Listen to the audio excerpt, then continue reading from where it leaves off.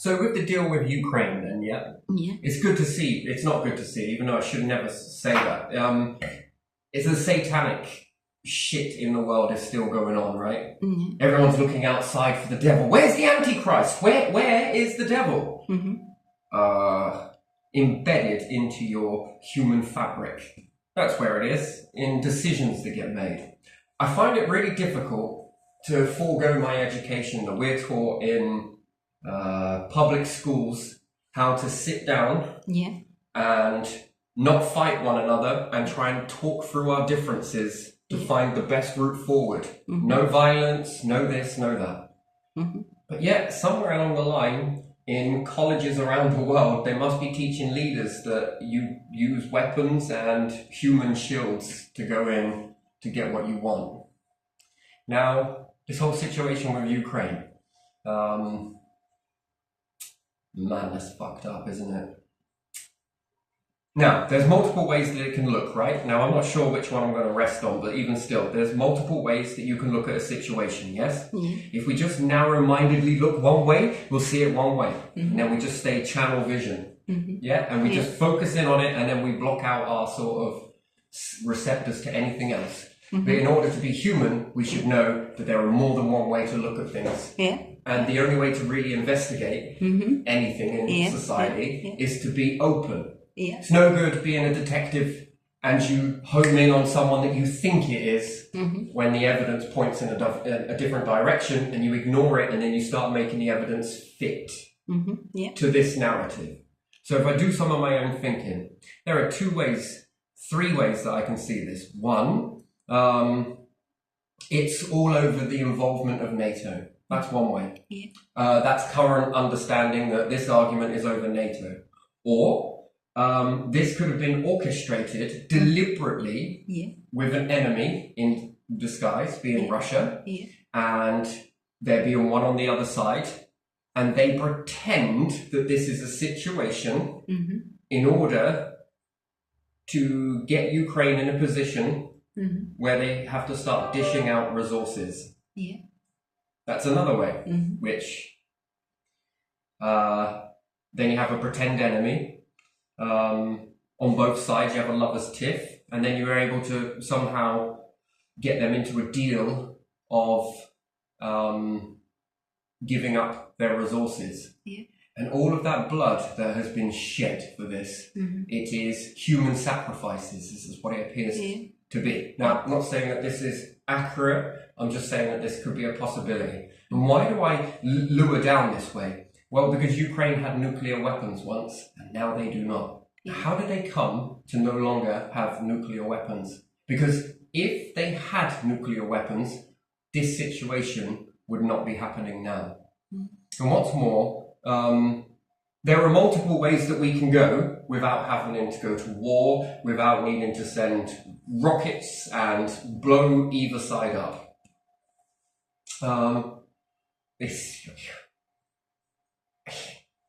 It just makes me wonder who we are voting in power that we would have to do this in order to...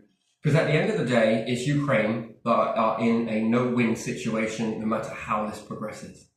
As far as I'm concerned. But there is light at the end of the tunnel, I feel, because this could be prosperity for Ukraine rather than destruction. But it seems to be destruction.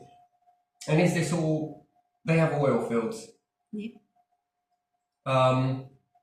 They have rich soils. Grain, isn't it? That they grow an awful lot of grain because of the fertile land.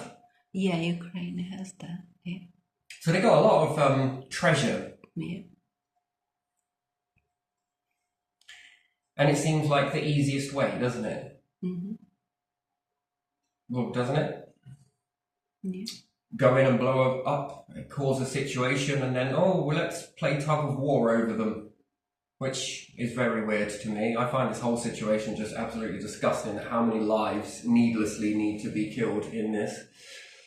So, if it is that way, which is the feeling of that, who removed the nuclear weapons? Why did Ukraine give these up? Now, that to me then would be something like there would have been some trickery done in the past, and this seems like this has been a long plan that has been put into the making over a course of a long time. So if you think about it, then I got to try and we got past Ukraine. I got to draw some symbols for myself because it helps me understand things. So there was once a different leader in Ukraine, and if anybody outside of Ukraine had a plan, they've got resources, okay, but they've also got nukes. Yeah. Nukes become a problem because they protect those resources and also the people of Ukraine. Because if you think about it, this would never happen if Ukraine had nukes, because just that threat alone, that something could happen. So what would the plan be back then? Well, we don't need resources right now, but we might need them in the future. Yeah. So we would need to put in what do you call it? Should we call it a puppet government? And when we say puppet government, it means that they have strings being pulled and they have an agenda. Yeah. So if I was a structure that ruled the world, yes, Yeah. and I was a family that sat down and looked at the world and thought, right, how am I going to rule the world? How am I going to make sure that my nation, being the I, is going to be the one that's in control and dominate the rest of the world? What would I do? But I don't want to go out and actually dominate the world in front of everybody, because they might have consciences that would say, we ain't doing that. Could you imagine it? Right? You've got two opportunities in front of you. One, we've got a common enemy. Look at what they're doing to Ukraine. Let's get there and do this, and this. Well, people are like, I'm so fucking angry. And plus with the language barriers, right? Yeah. So if I don't know another language and I rely on translating the stuff, and when I put something into a translator and I translate something, it says this. Oh, okay then. And then I find someone from that language, that native language, and say, I translated this and it told me this. And they say to me, close. Oh, so you mean to tell me this is wrong? Yes. Actually, it's what that is saying is this. Oh. So in that, I would look that would be accidentally, or it could be deliberately made so that gives me an agenda.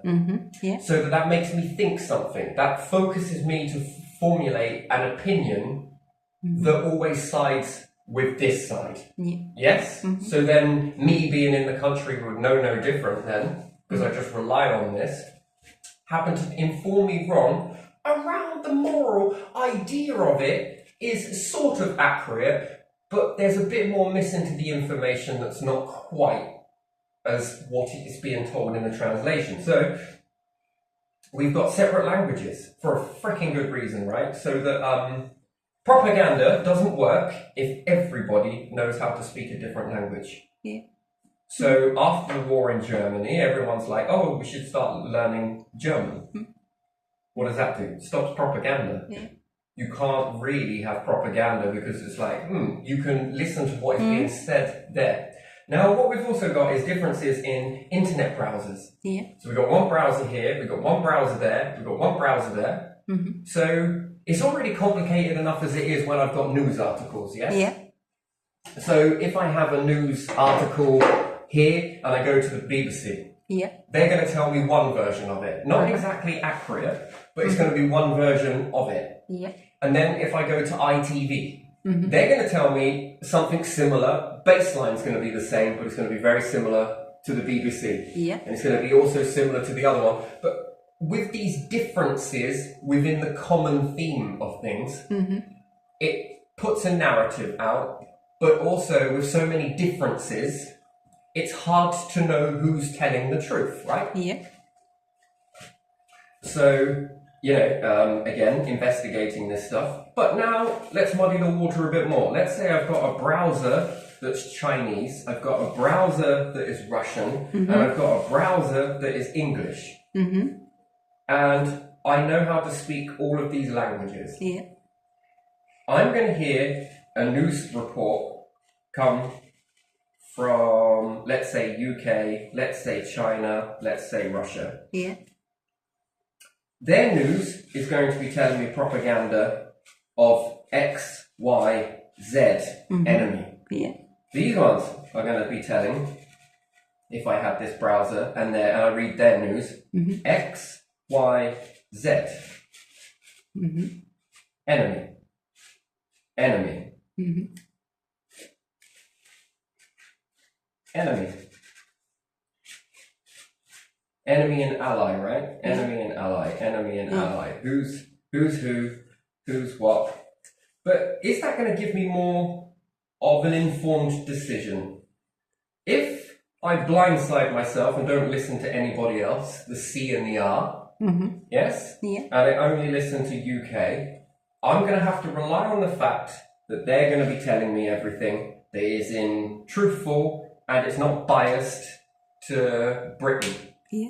It's not biased because you're English. It's not biased because of this, right? And this is going to be truthful. But yet, I need to broaden my horizon in order to hear both sides. So, if I went to court, everybody in Britain, it would seem, right? We play judge and jury, yeah? Yeah. We send people to prison Yeah. with this type of situation.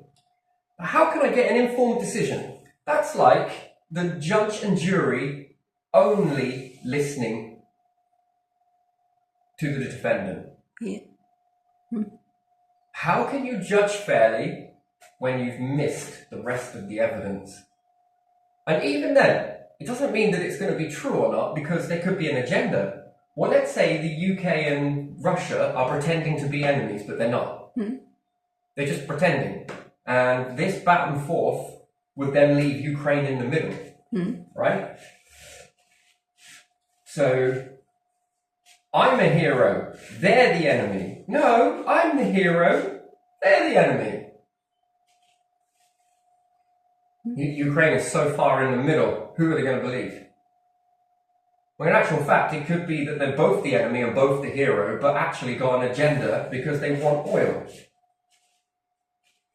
Yeah, or other resources. Oil There are other resources. oil, Yeah. land, but they're never going to come out and say that, because what you're going to do is you're going to say to everybody in Britain and everybody in Russia, just in this example, you're going to tell the people, we want to go to Ukraine because we want to go and steal all of their resources. We want all of their oil for our own gain. How many people do you think will be like, well, that's fucked up. Yeah. That's not fair. How many people in Russia with hearts would say the same thing? Wait, hang on a minute. Which one sounds more better? Which one stirs anger? Which one's going to stir the anger, right? One is we're going there to take all of their resources. Okay? That makes you angry at the establishment, right? But in fact, it is going to make you pissed off with the leaders that are doing it. And you're going to look at them as heartless bastards. And if they can do that to someone in another nation, what are they going to do to you? Yeah. Okay? Little value, because they will send all of the troops, the people with conscription and everything else, and they're going to go and send you into that battle whilst they sit back and just wait for the outcome. Yeah.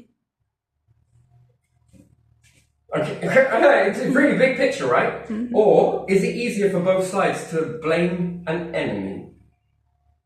Look at what they're doing. They're going there to steal this. They want that. None of them actually really said that.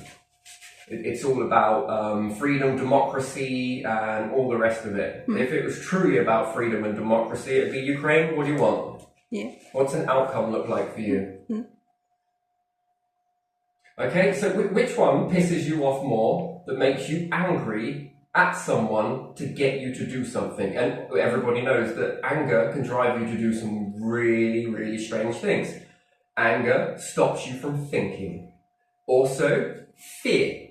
Fear. This fear. Oh, enemy's going to come get and kill your family if we don't stand up for ourselves and our nation.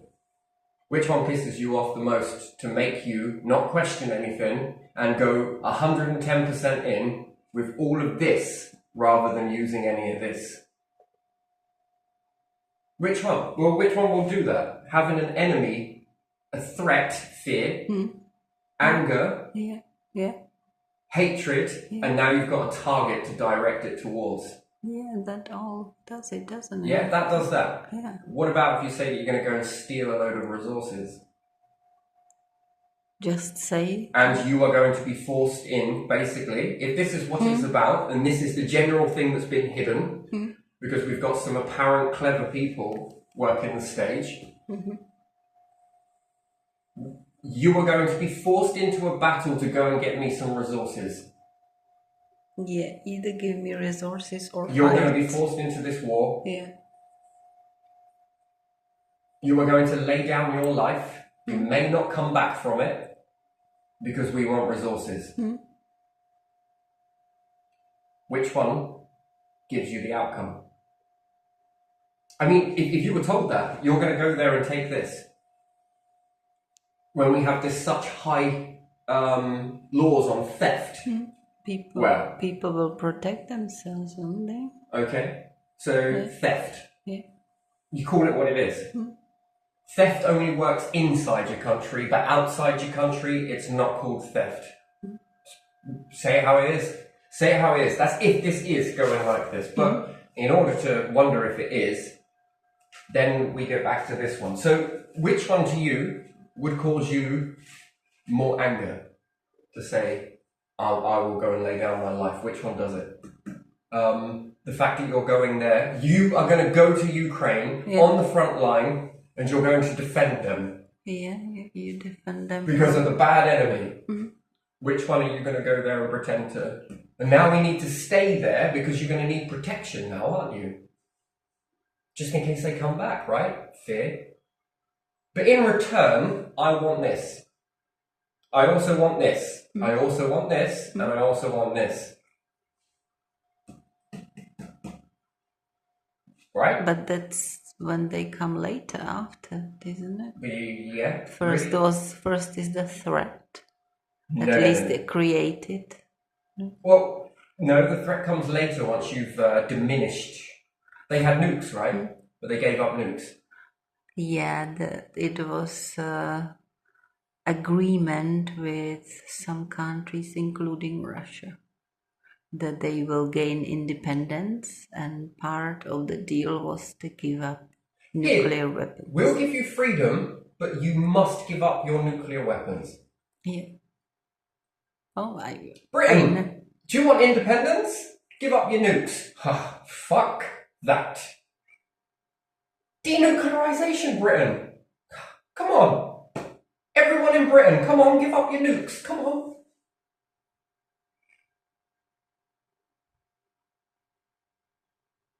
So I'm going to call bullshit on that. That is an exchange. Tempting because you're so desperate to get away from a situation, but now let's give up the nukes. That made them ready for anyone to come in, didn't it? But not when it's really close. Oh, Russia is next to it, isn't it?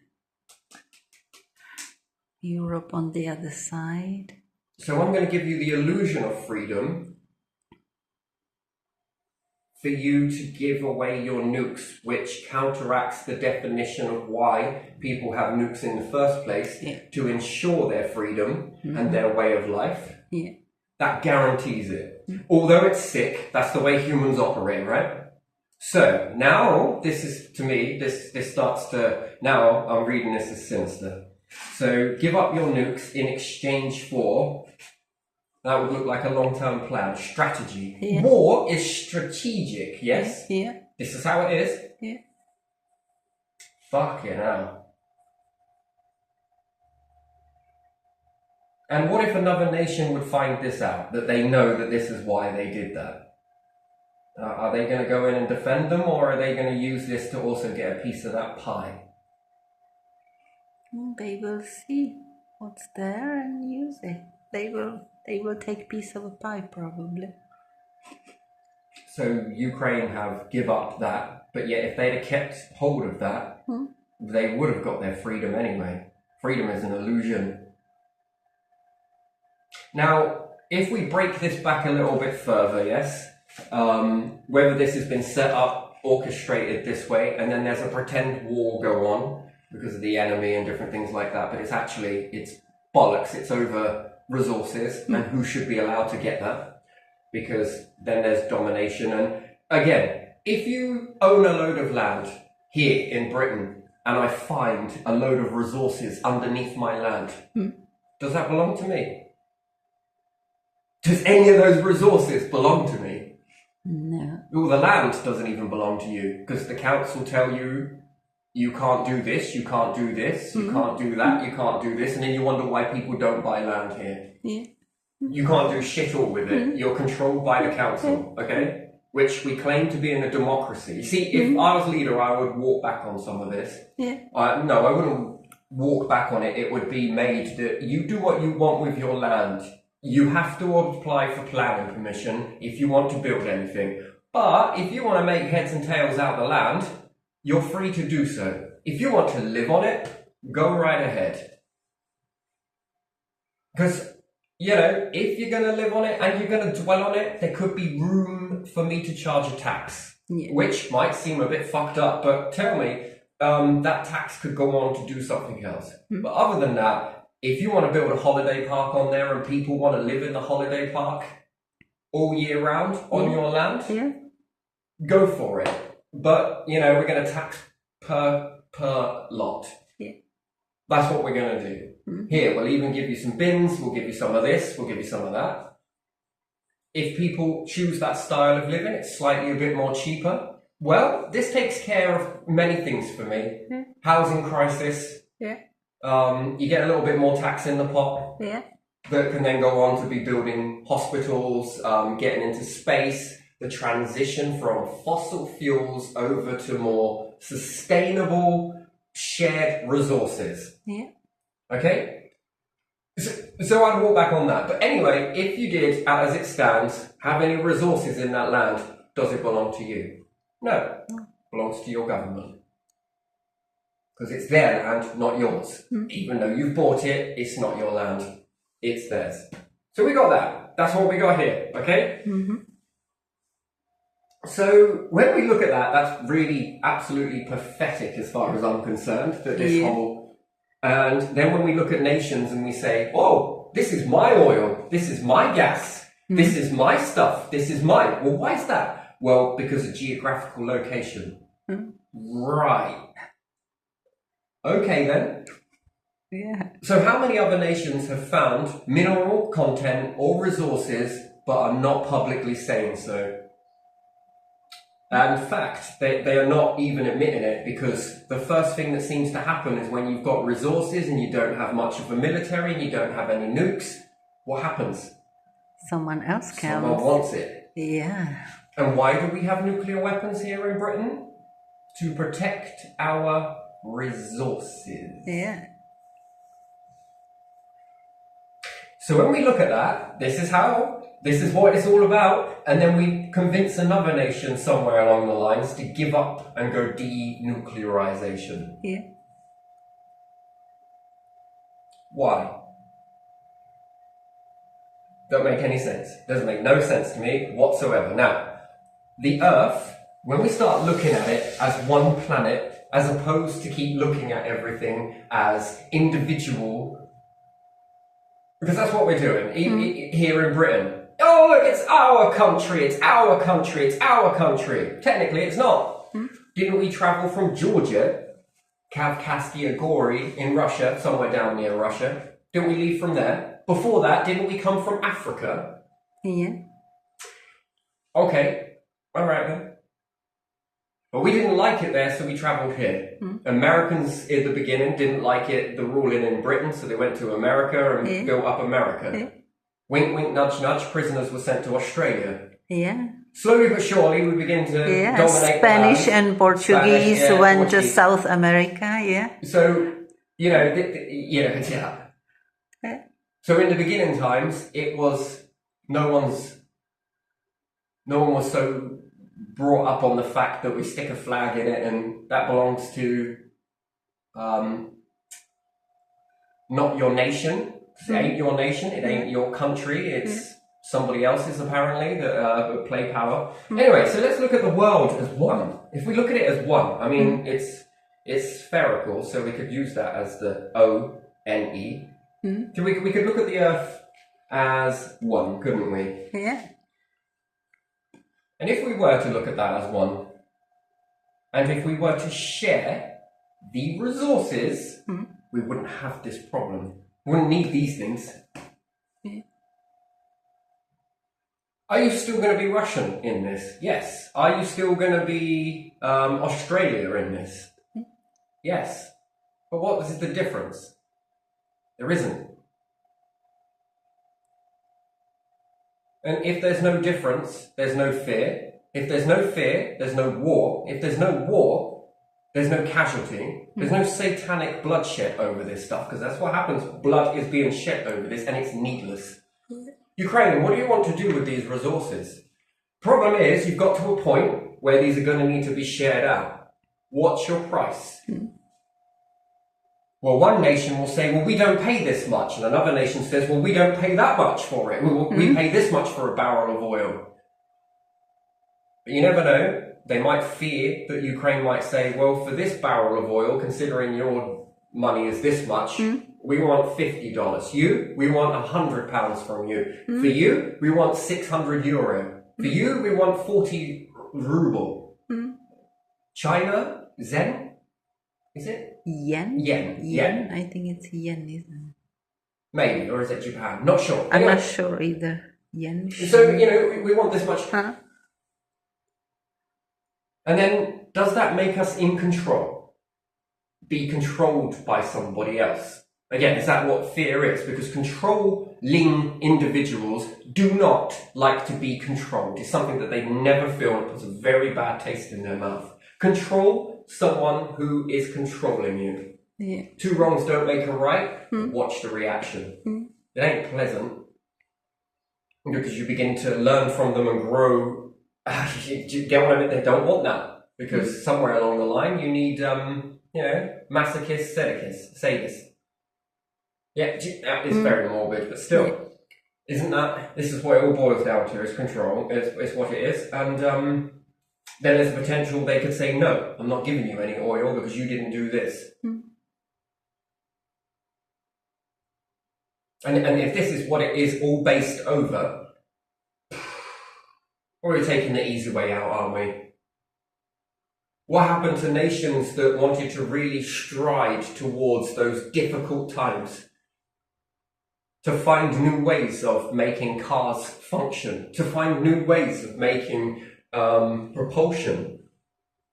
Hydrogen, they say, let's cause a problem. If two hydrogen cars hit each other, oh, look at the explosion, fear. That is fear. You know what you're doing. Yeah, you do. it is. When you can just make an electric car. Or, better still, you have a water tank in the car.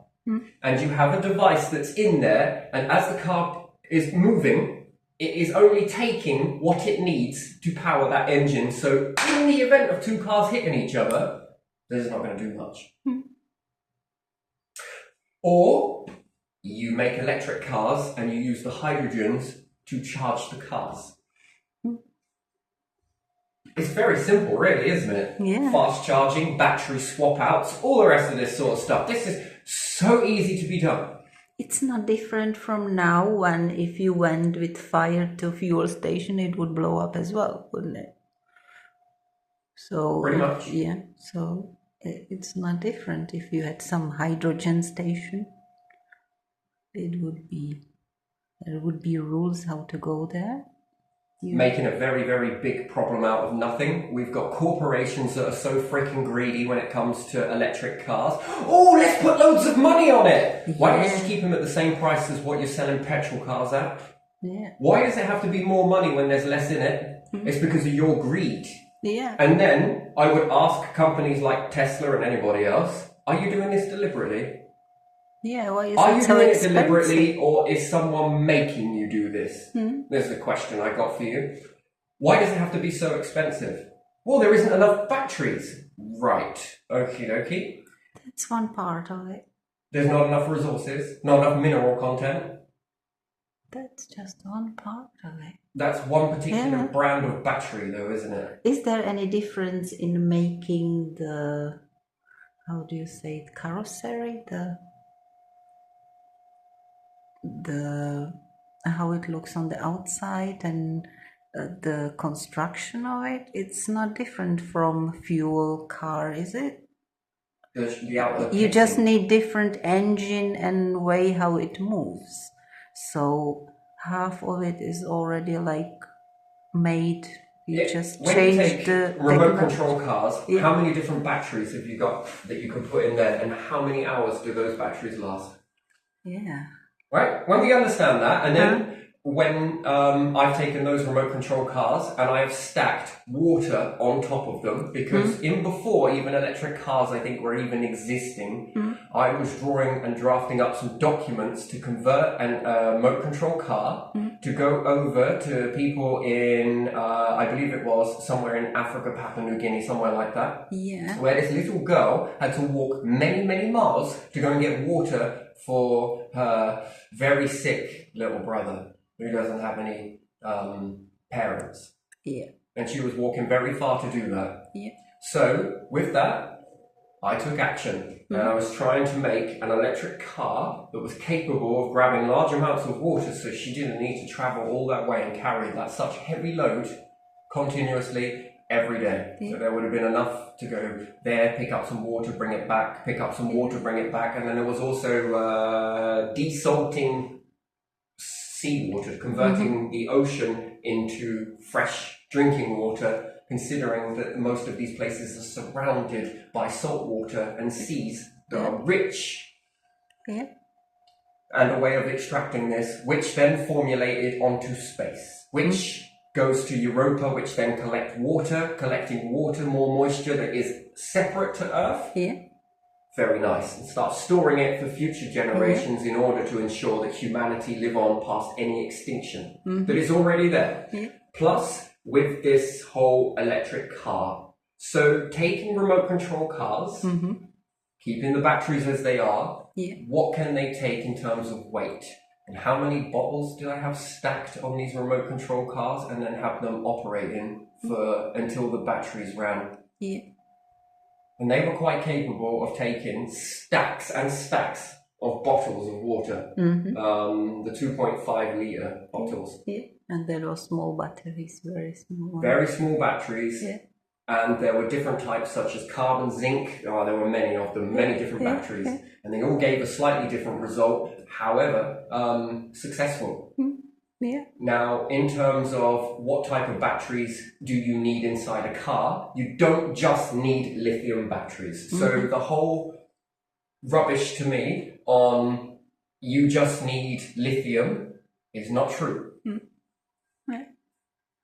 And then the same way that when the batteries run out, you switch them with fresh ones. Remote control car, many people have played with these when they were growing up.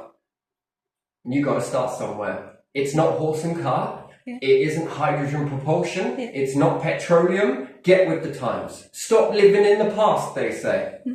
They keep telling me, stop living in the past. Why can't you lot?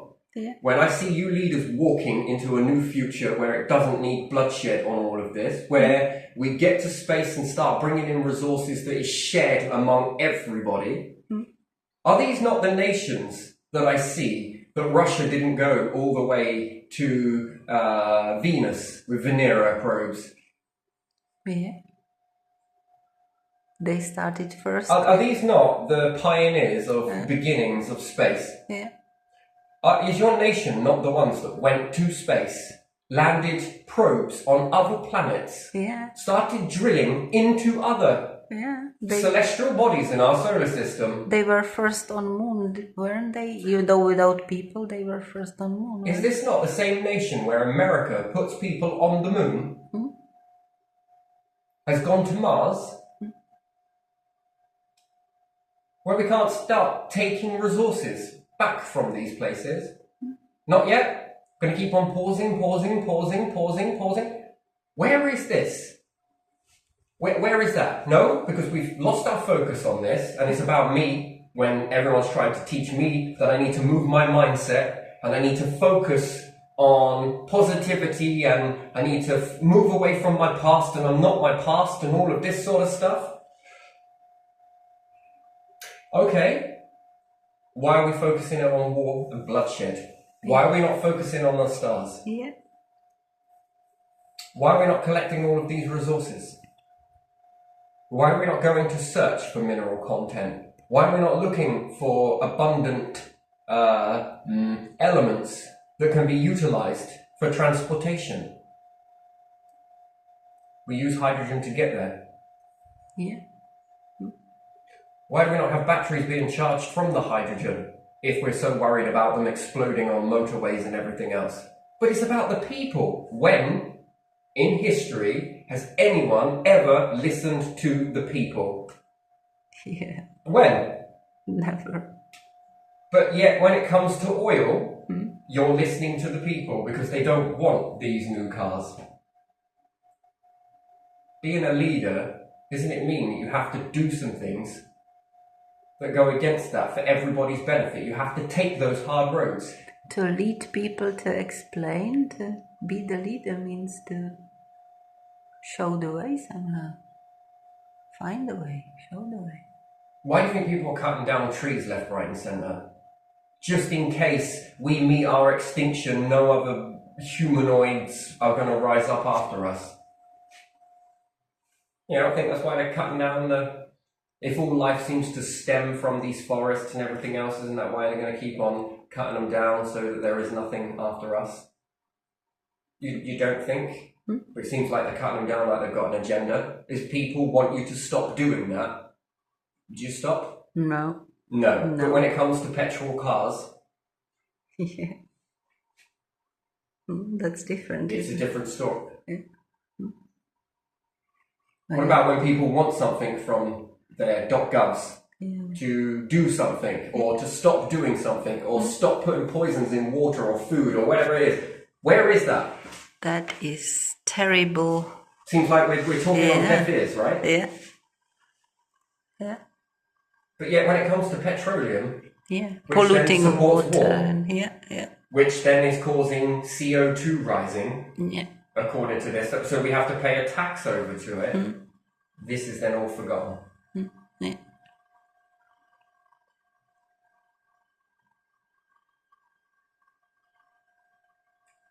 Because of petrol. Yeah. Yep, the first petrol rocket that went up, right? Got you to the stars with this, but it's about where you draw your attention, right? And as Kennedy would say, we don't do these things because they're easy, we do them because they're hard. Where is that?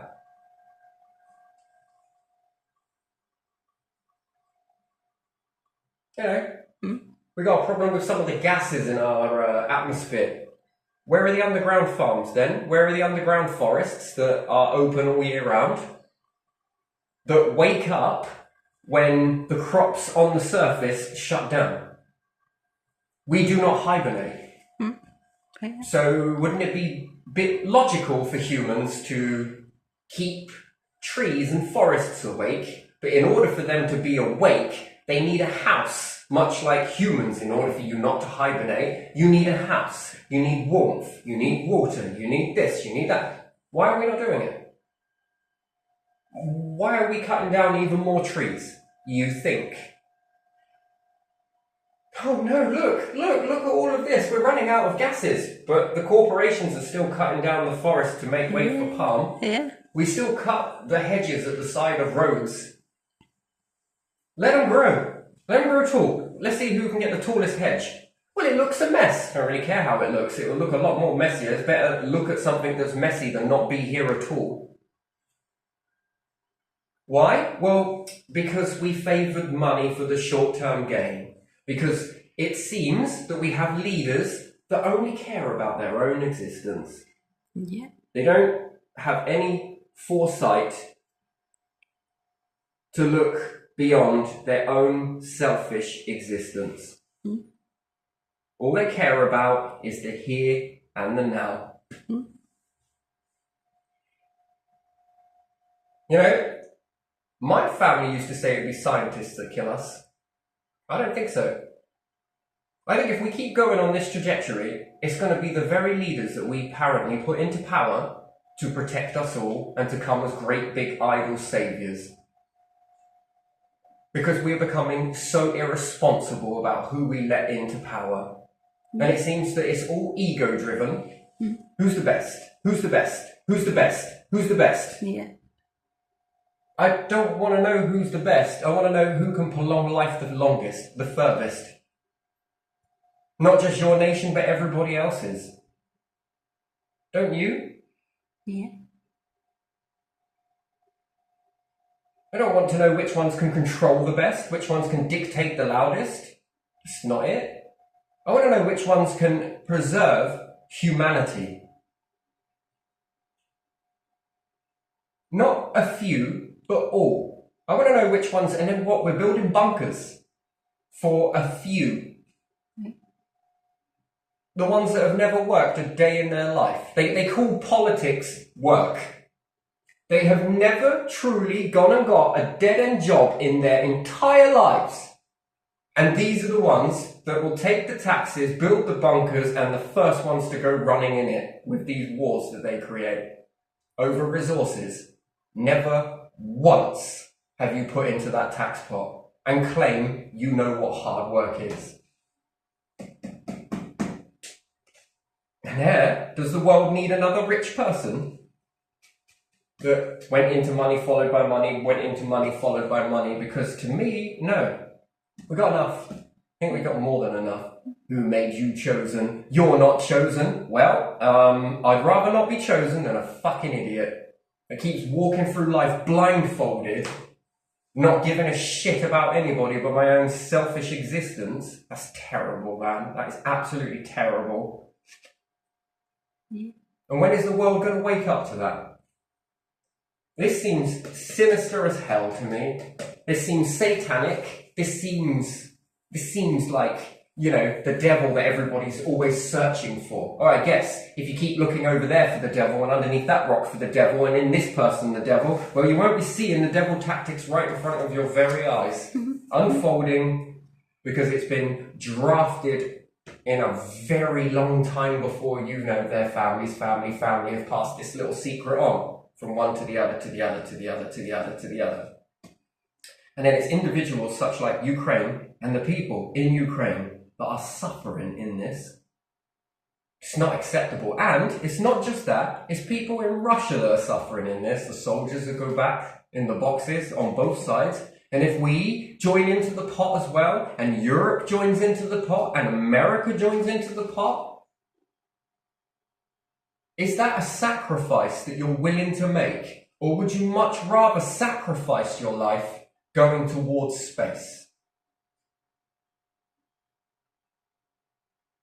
Going towards space to bring in resources for your family. That would be doing a public service for your family, for your generations, your bloodline. Your bloodlines, you soldiers and everybody else, and anyone else that wants to join into that, that when you start going towards space and bringing in these resources, your family remember you heroes. That you laid down your life to protect the whole planet. You wanted to give them the kiss of life that you experienced. And not just what you experienced, you want to make it better for them than it was for yourself. That's a world. That's a world. That's an existence. Mm-hmm. That is exciting. Mm-hmm. And it is difficult. Don't get me wrong. It's far easier to use technology to go and blow someone up, really, isn't it? And individuals up. It's easy. Anyone can do it. Shit me, I could do it sitting in this fucking building if I really wanted to. If I focused on that. I could do it. It'd be easy. It's not hard. That's easy. Take a life. How easy is it? Preserve a life. That's a challenge. Isn't it? It takes seconds to end a life. Yeah. How long does it take to preserve one? All the way. So, you know,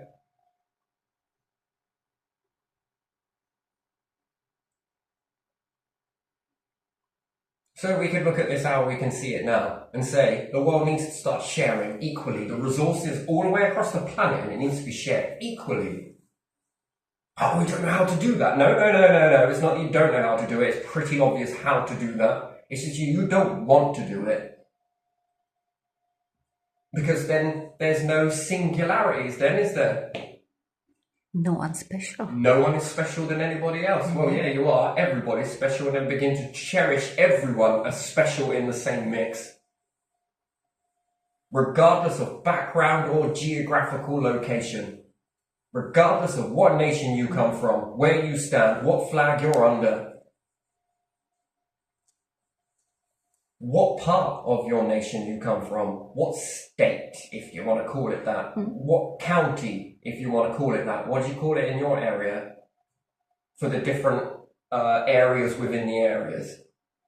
You have kraj, that would be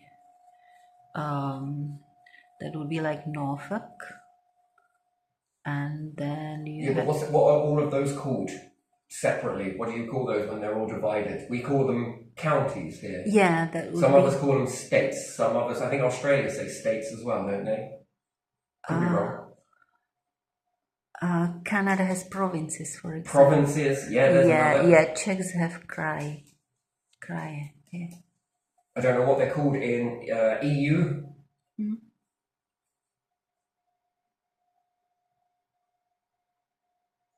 What a legacy. What something to leave behind. What a change. What a world to bring your kids into. One where there is no fear. There is none of this shit broadcast across the news like it's freaking normal. This many people have died today in another killing in Bosnia. Yeah. More people have died today. More people have died. Yeah, I'm just sick of hearing it, to be honest. It's not like I've got one radio station where they don't bombard me with depressing news constantly. Yeah. How many they people love died, it. no success anywhere. Yeah, it's all hopeless. They love it. They love depressing news because they think that it's something special, but He's it's your everywhere. enemy. He's your enemy. Yeah, He's it's your everywhere. enemy. It has no... People are tired of it. And only at Christmas do we ever get to put away all of our bullshit, shake hands in the trenches with one another and share each other's stuff over, only on Christmas, and then come New Year, it's back to this. And we call it normality because we've become desensitized to it, and we have been told and we are telling ourselves a script that this is normal. Yeah. This is nothing else. This is the human experience. Doesn't have to be though, does it? It doesn't have to be this way. No, it isn't. We have no idea what nature wants to really growing. Yeah. We look at it and we think, oh, let's put the plant in soil. Right? And we understand that soil, yes, is what plants need. It's not true. It's not true. Soil is a byproduct of decaying plant matter. Decaying trees, decaying leaves. Soil is not natural.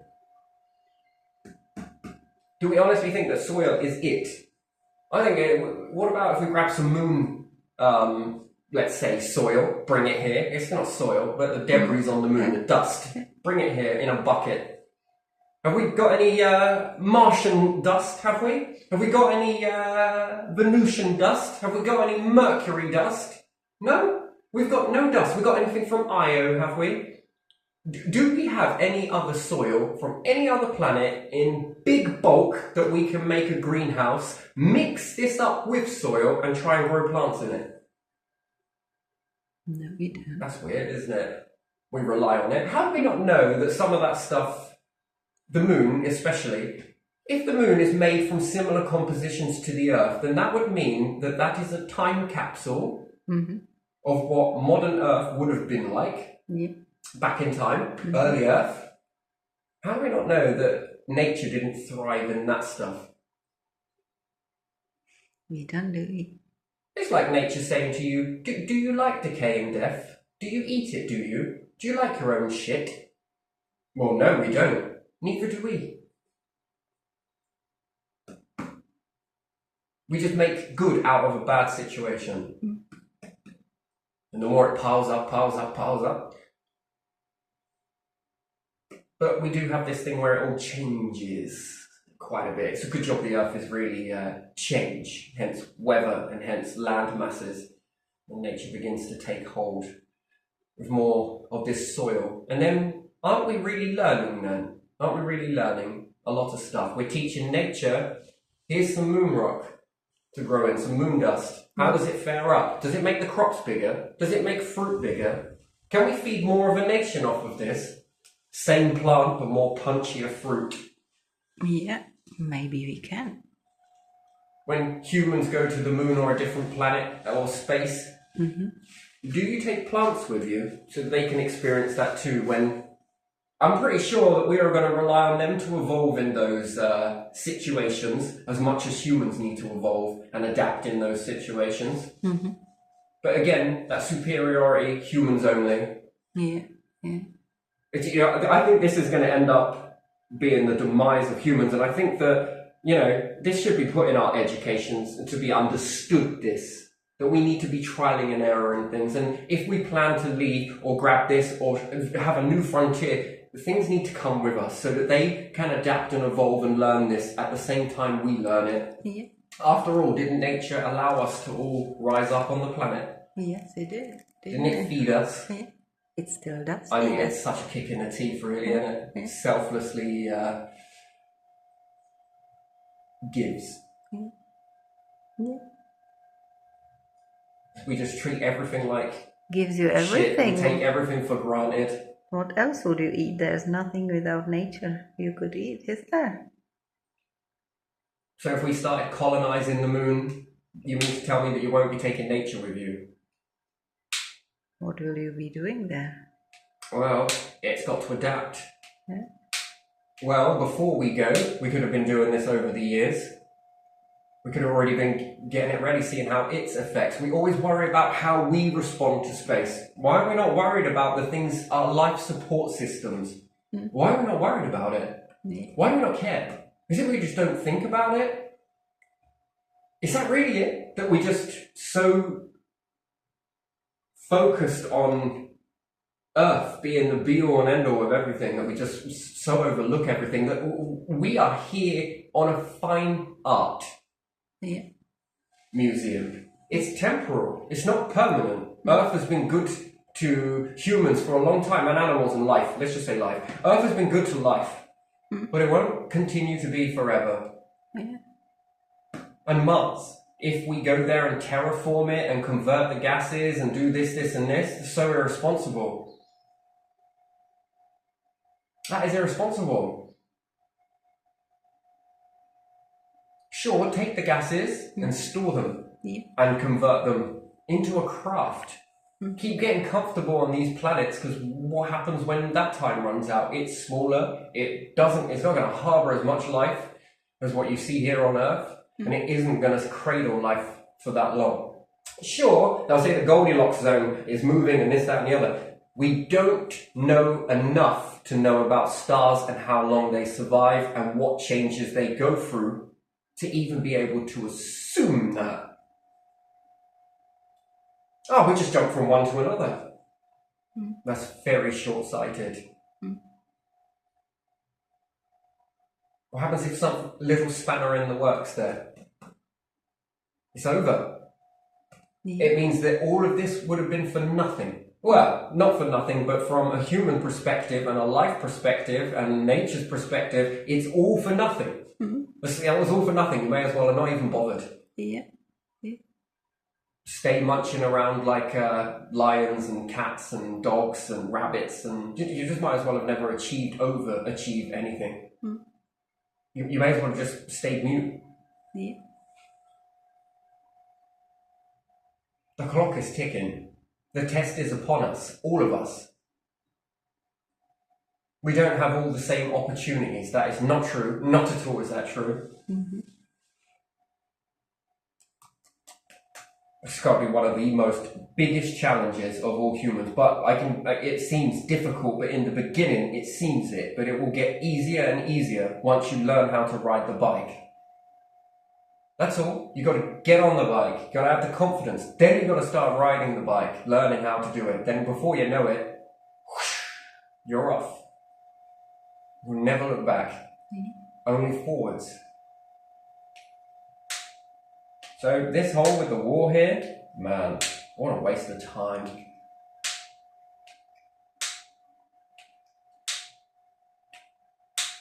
And then we've made such divisions between us by saying that these are our enemy, that this is causing such a situation where they might respond and say that you're our enemy. I don't think so. I don't come from love. And if I got room for you and space for you, do you have space for me in return? And if we had this mindset, we wouldn't have enemies. We have arguments, I'm sure. Differences that we would need to learn to sort them out. Mm-hmm. But that would be like saying that people in Britain, Suffolk, are arguing with Norfolk. Because they're enemies with each other, but they're not. No. Are you having battles across county to county? No. No. Why do you think that is? So why would it be any different extended across seas, across borders? It wouldn't. It'd be no different. It'd be like another county. Go to border and see the people living on each side. They go to the other country for shopping, for walk. They speak the same language near the borders with the country that's next, so they understand each other and they live quite in harmony, actually. Yeah. And we got to respect each other's differences and learn to unite on each other's differences and each other's ways. Mm-hmm. There are going to be some groups that want to remain within their state of being labeled as one group. Mm-hmm. And that's acceptable. And then there are going to be some within that group that want to merge and create something different, and that should be allowed to happen. Yeah. Not everybody in Russia wants to stay like Russians without being multicultural. Some people in Russia probably want to be multicultural. Is there not room for that? There are going to be some people in Britain that want to be multicultural, and there are going to be some that don't want to be multicultural. Have we got room for this? Is there room for it? There are room for different nations. There's got to be room for this. And if each group can respect the other one, you can go on holiday to each other's just areas if you want, if you get to see that, if you want to experience that. Why should there be a problem with people and groups wanting to come together to be different, separate to one, and others want to be different to the other group? Why can't we respect that? And then others, perhaps they want to, oh, I want a piece of that. Oh, I want a piece of that. Oh, I want a piece of that. And I think it should be okay to be native.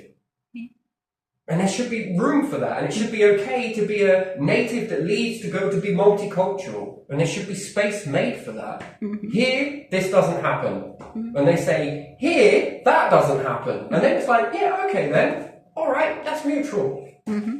Yeah. Ain't no one better than the other. It's just a preference of how you want to live. United on our differences. Yeah.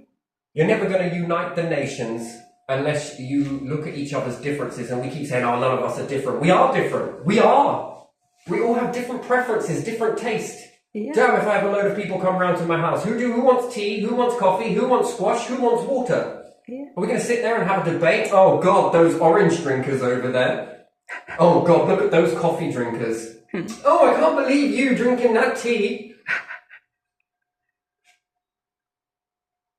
Or is it all a celebratory thing, and it's like, yeah, I kind of like that sometimes, but this is my preferred. No, I like that one sometimes, but this is my preferred. That's my preferred. Okie dokie then. Wonderful. We're all together, sharing this, and we get to have relationships with one another.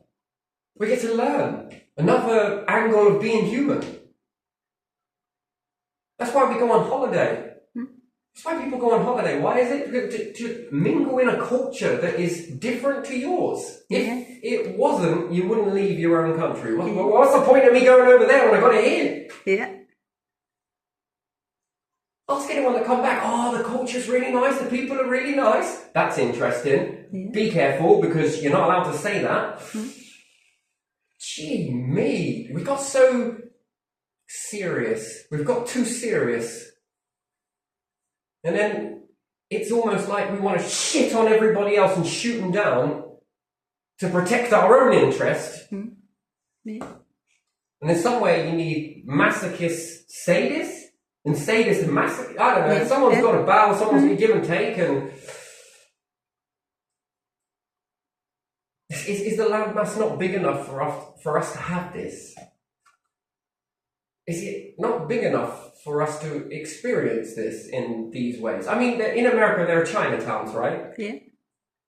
They are everywhere, not just in America, in Europe, everywhere, Right, all so over the world. You can have a town of China in America, right? Yeah. And it's cool. Yeah.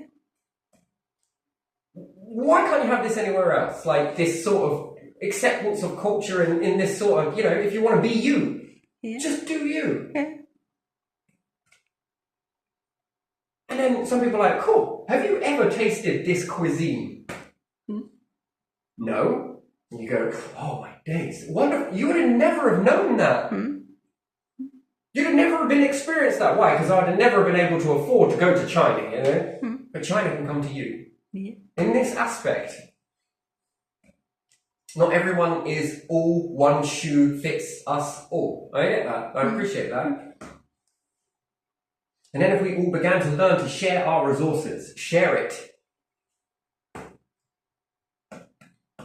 we wouldn't have to invest so much time and effort and energy into this. I'm sure governments have got other things to be getting on with than this. Yeah. Without this must be so stressful for the world over. I think it is for the down below and it's up the top. And it's at the top and, oh man, this whole thing that when I say it like that, it just sounds so stupid because we're all equal and I find it really hard to put us into bloody groups of, oh my days. We are all equal, but we have got different preferences. Yeah, we do. That's why we're not all trying to date the same person, Oh my days. But trying to pretend that we are all exactly the same is just...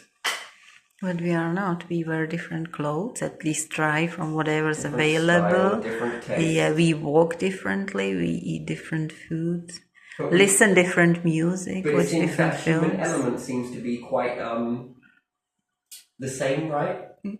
Do you all want to live? The answer is yes. Yeah. Do you all want to die? The answer is mainly no. No. Do you want to expand your families? The answer is yes. Yeah. Do you want a nicer planet to live in? Yes. Do you want a more harmonious situation to exist in? Yes. Yeah. Do you want your generations to go on? Unless everybody is saying no, I've never heard it, but still. Do you want your generations to go on? Yeah. Do you want some nicer food, tastier food? Yeah. Do you know what? At the moment, we're limited to all of the countries that we've got around the world. Yeah. If we were to expand into space, we could have new cultures. Yeah. We could have more to that. Yeah. I mean, it sounds stupid for me to say it, but I'm going to say it anyway. We could have a whole LGBT culture nation. What would be wrong with that?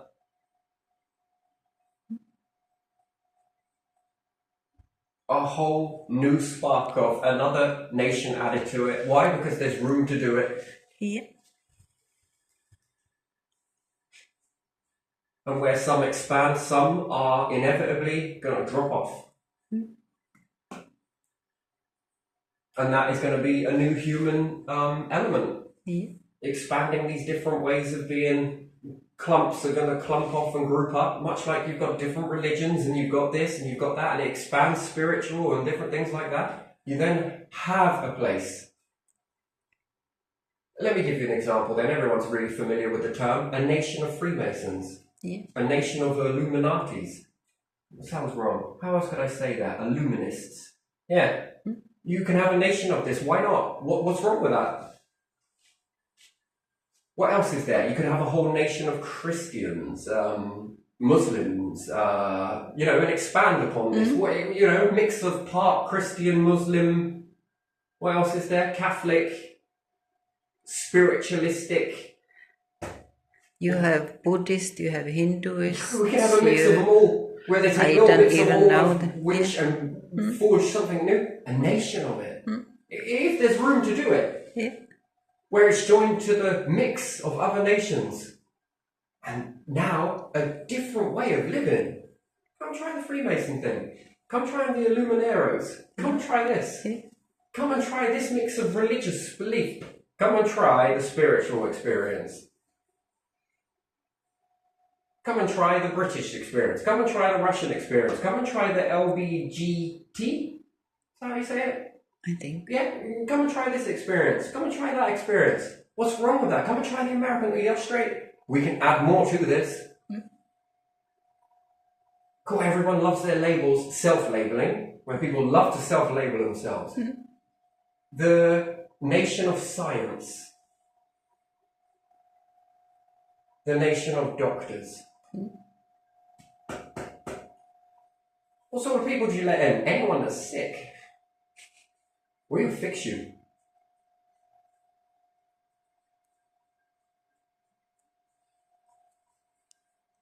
The nation of yogis. Because it's, when you think about it, the nation of vegan. A vegan nation. All of this is very important. And then a multicultural adaptation individuals, which I think is going to be quite a big number. Ones that don't really select to a group but like to look at all of the groups. Because what type of science are you bringing out now? What are we learning here? What are we learning from you? What are we learning from you? What are you discovering with this? What's your life expectancy like? How does this work on your body? How does this work? And then can we incorporate a bit of everything from all of them into one? This one is going to give you the life expectancy you've never known before. It makes you live longer, you're healthier. Because I think, again, that would then start to transition to be the way that everyone wants to be. Why? Because everyone wants more freaking time. Extend your prime. Not Amazon Prime, but your prime in your living, you know? So.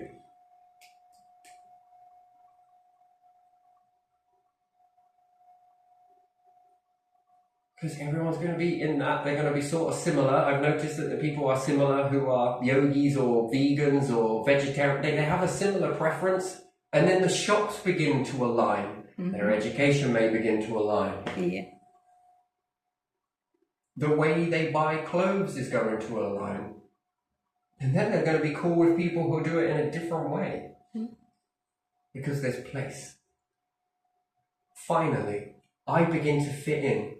You're welcome. I begin to fit. You're welcome. Everyone's saying this to each other, you know. We all allowed this for each other. What type of a world would you want to be in? One that is forced and you will stay in these groups, or one where you get to expand? Maybe even create your own. Yeah, I would like the one where you can expand and you can see more rather than less. And then the human experience is about choice. Finding your place, fitting in. If you don't fit, well, make yourself somewhere where you do, and you never know, you might bring in more people into that niche. And then really align to someone that fits.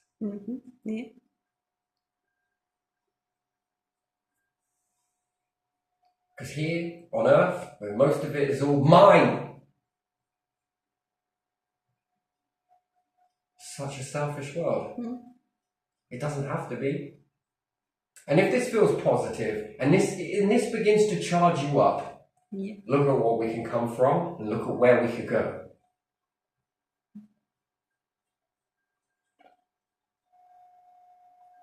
Everybody. And then technologies begin to just boom and move. Because if people are happy and people feel that they fit, how many breakthroughs are they going to be making? How much more optimal is their mindset going to be because of that? Because they fit, because they feel happy. How much excelling are they going to do? Yet when people are depressed and anxious and in fear mindset, what do they want to do? Nothing. They give up. And I think this has become a tool. I think people know this and use it, exploit it. That's horrible. Yeah, it is, isn't it? That is horrible. Again, because you want to be ahead. We can all feel like that. And there's more than enough space to do it. There's more than enough know-how to achieve it. There's more than enough resources to make that happen. It makes you smile, doesn't it, to think like that? Doesn't it? Really, to make you... And then bring in a piece of, if you want to say it that way, really bring in heaven. Perhaps not on earth, but perhaps in space.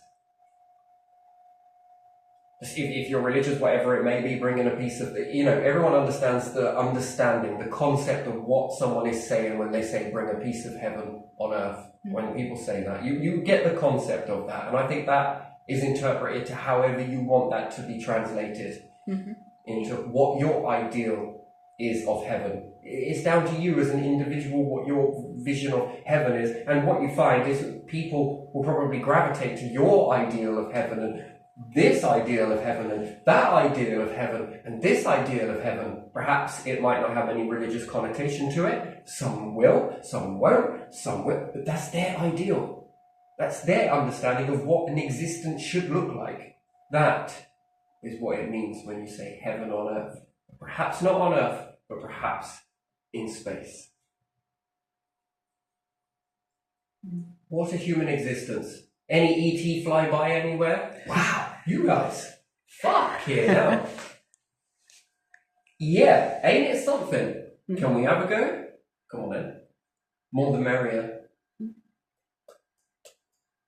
So diverse. Nature's got the right idea. A tree and everything else is not judging each other based on the grass being grass, and the grass is not, shaming the tree. The tree isn't shaming the bush of different variety.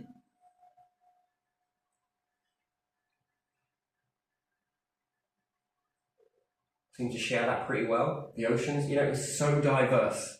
And yet, humans seem to have just lost it. So I don't know, I think I'm going to leave this one here, but maybe, no, but, my heart goes out to all the fallen soldiers in this battle. Yeah. Yeah, so all of these individuals, I'm going to say it, yeah, all of these individuals, that's where my heart goes to, on no side. Yeah, all the civilians that died, civilian soldiers, needlessly lost their homes, lost their place where they lived. They now no longer fit, or feel they're fit. Somewhere along the line, I really, really wish, I got many wishes. Not money. I wish to know all the secrets. That's one of my wishes. But another wish, if they find it, a way to communicate through this that works for everybody, and because this should be Ukraine's prosperity. With these resources the way it is. And then the world over's prosperity in that. But again, whether it gets there or not, trying to learn to share all of this stuff will probably be much more beneficial. Because we are sending a very clear message to anybody else who has resources, which might make them act in a fear response. And that's the last thing we want. Because whilst we're focused here, the message we're sending to other nations, I don't think it's a very good one. No, it's not. No, and I think that will create us more enemies that we wish we had come from a place of a bit more love and a bit more understanding. Yeah.